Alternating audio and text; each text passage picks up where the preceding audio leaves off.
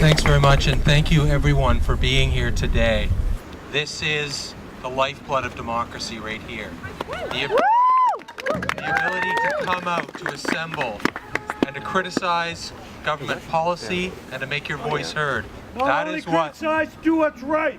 That is what democracy is all about. But Bill C-51 threatens all of that. It threatens those fundamental freedoms, those things that make democracy possible. And there's so many things that are concerning about this bill, but I'm going to focus in on two. And one is the information sharing provisions.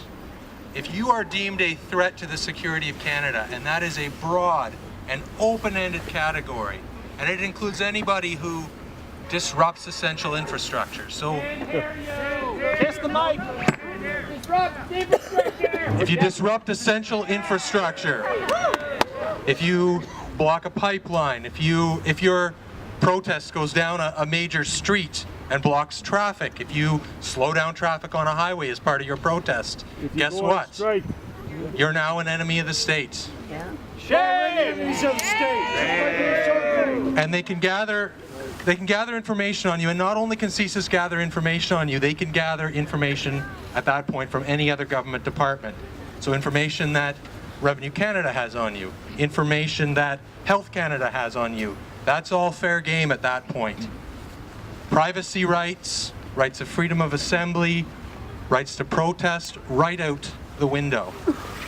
The other thing I want to talk about is the advocacy provisions of this, or the provisions about quote-unquote supporting terrorism.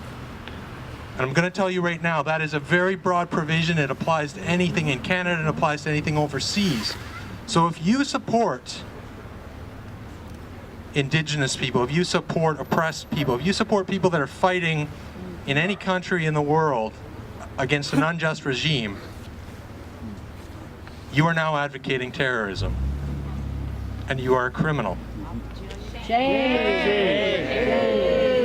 These provisions are so broad, I cannot overstate it.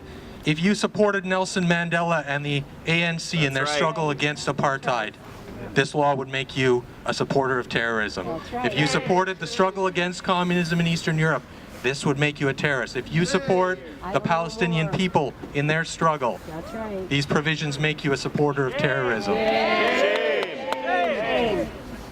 So I really just wanted to hit on those 2 points. You cannot, they will tell you this bill is about fighting terrorism. It isn't. It is so broad that anybody, whether it's environmental activists, First Nations, labor groups, anybody that is doing those last two things I described can get targeted by CSIS and can get labeled a criminal.